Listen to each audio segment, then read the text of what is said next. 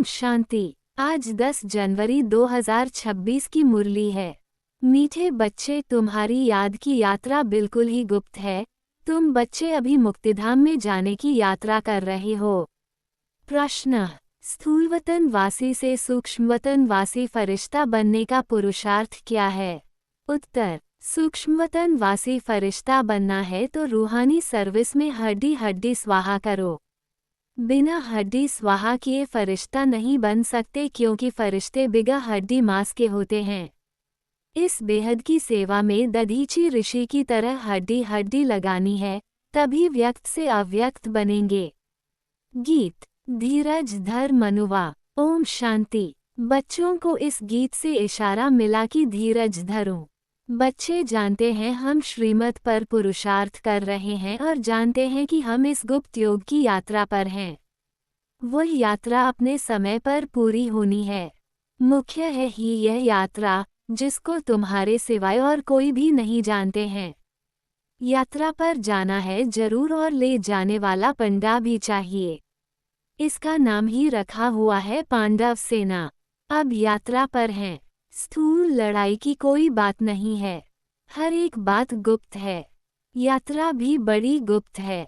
शास्त्रों में भी है। बाप कहते हैं मुझे याद करो तो मेरे पास आकर पहुँचेंगे। ये यात्रा तो हुई ना। बाप सब शास्त्रों का सार बताते हैं, प्रैक्टिकल में एक्ट में ले आते हैं। हम आत्माओं को यात्रा पर जाना है अपने निर्वाण धाम। विचार करो तो समझ सकते हैं। ये है मुक्तिधाम की सच्ची यात्रा।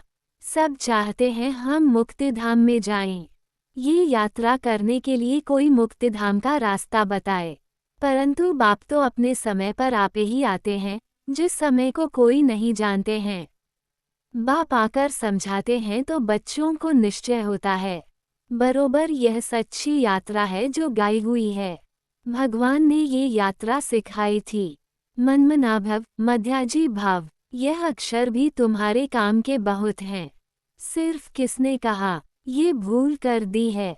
कहते हैं देह सहित देह के संबंधों को भूल जाओ। इनको ब्रह्मा बाबा को भी देह है। इनको भी समझाने वाला दूसरा है। जिसको अपनी देह नहीं है वह बाप है विचित्र। उनको कोई चित्र नहीं है, और तो सबके चित्र हैं। सारी दुनिया चित्रशाला है। विचित्र और चित्र अर्थात जीव और आत्मा का यह मनुष्य स्वरूप बना हुआ है, तो वह बाप है विचित्र। समझाते हैं मुझे इस चित्र का आधार लेना पड़ता है। बरोबर शास्त्रों में है। भगवान ने कहा था जबकि महाभारत लड़ाई भी लगी थी। राजयोग सिखाते थे, जरूर राजाई स्थापन हुई थी। अभी तो राजाई है नहीं। राजयोग भगवान ने सिखाया था नई दुनिया के लिए, क्योंकि विनाश सामने खड़ा था। समझाया जाता है ऐसा हुआ था जबकि स्वर्ग की स्थापना हुई थी। वो लक्ष्मी नारायण का राज्य स्थापन हुआ था। अभी तुम्हारी बुद्धि में है सतयुग था, अभी कलियुग है। फिर बाप वही बातें समझाते हैं।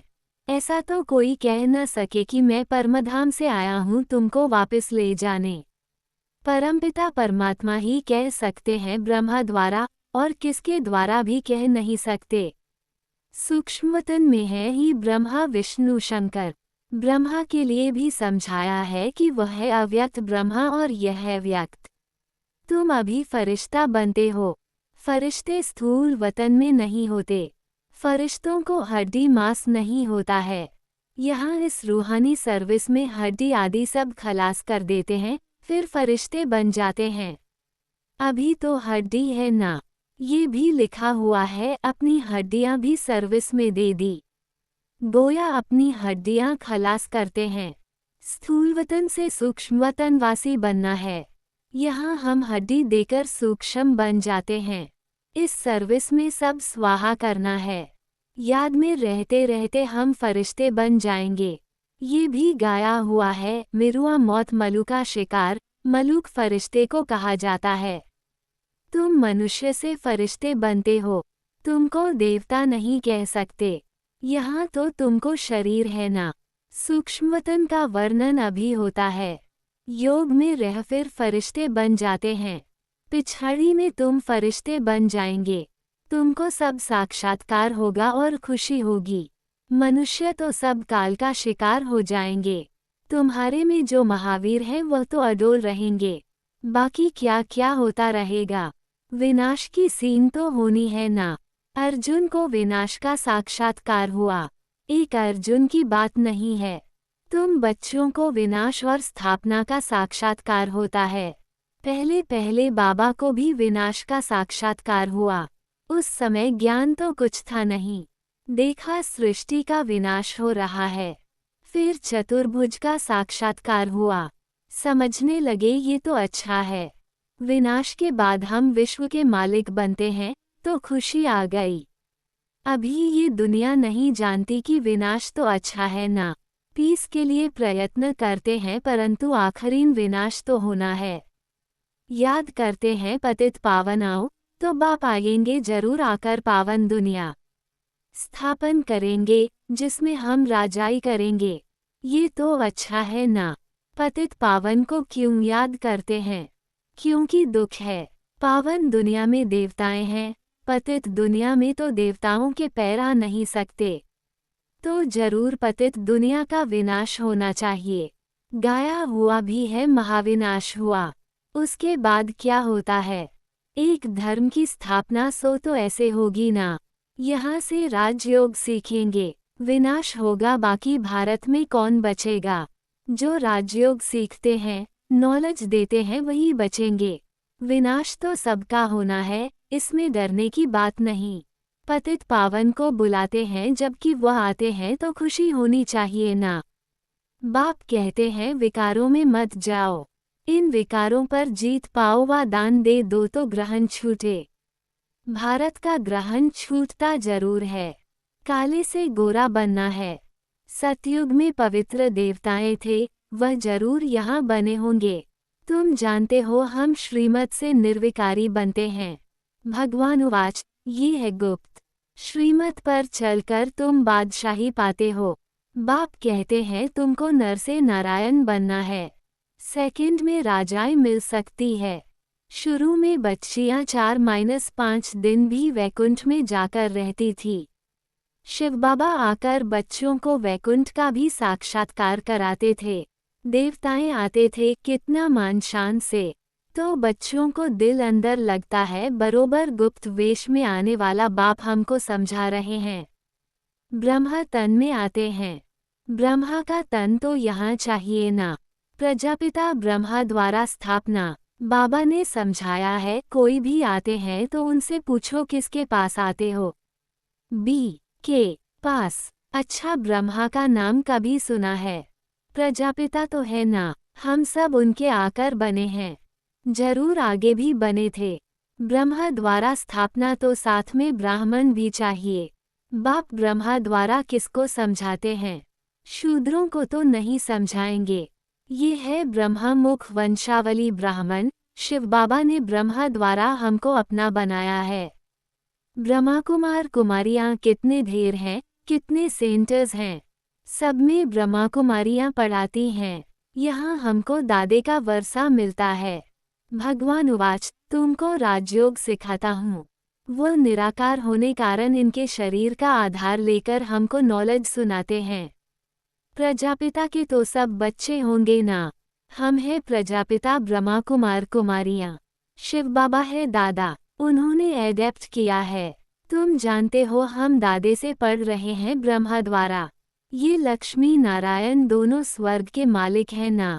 भगवान तो एक ऊंचते ऊंच निराकार ही है। बच्चों को धारणा बड़ी अच्छी होनी चाहिए। पहले पहले समझाओ दो बाप हैं भक्ति मार्ग में। स्वर्ग में है एक बाप। पारलौकिक बाप द्वारा बादशाही मिल गई फिर याद क्यों करेंगे। दुख है ही नहीं जो याद करना पड़े। गाते हैं दुख हरता सुख करता। वो अभी की बात है। जो पास्ट हो जाता है उसका गायन होता है। महिमा है एक की। वो एक बाप ही आकर पतितों को पावन बनाते हैं। मनुष्य थोड़े ही समझते हैं। वह तो पास्ट की कथा बैठ लिखते हैं।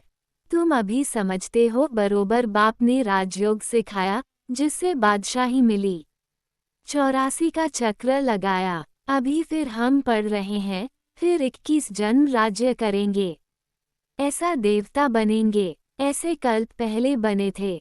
समझते हो हमने पूरा 84 जन्मों का चक्र लगाया।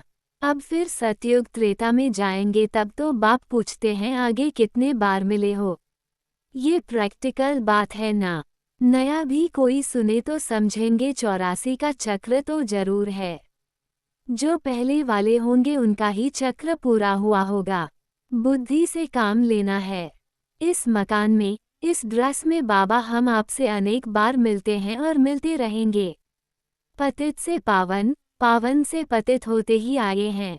कोई चीज सदैव नहीं ही रहे, ये तो हो नहीं सकता। पुरानी जरूर बनती है। हर चीज सतो रजो तमो में आती है। अभी तुम बच्चे जानते हो नई दुनिया आ रही है, उसको स्वर्ग कहा जाता है।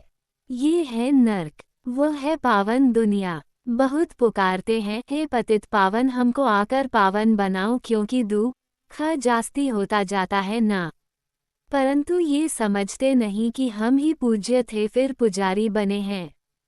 द्वापर में पुजारी बने, अनेक धर्म होते गए, बरोबर पतित से पावन, पावन से पतित होते आए हैं। भारत के ऊपर ही खेल है। तुम बच्चों को अब स्मृति आई है, अब तुम शिव जयंती मनाते हो। बाकी और कोई शिव को तो जानते ही नहीं हैं। हम जानते हैं, बरोबर हमको राजयोग सिखलाते हैं। ब्रह्मा द्वारा स्वर्ग की स्थापना हो रही है।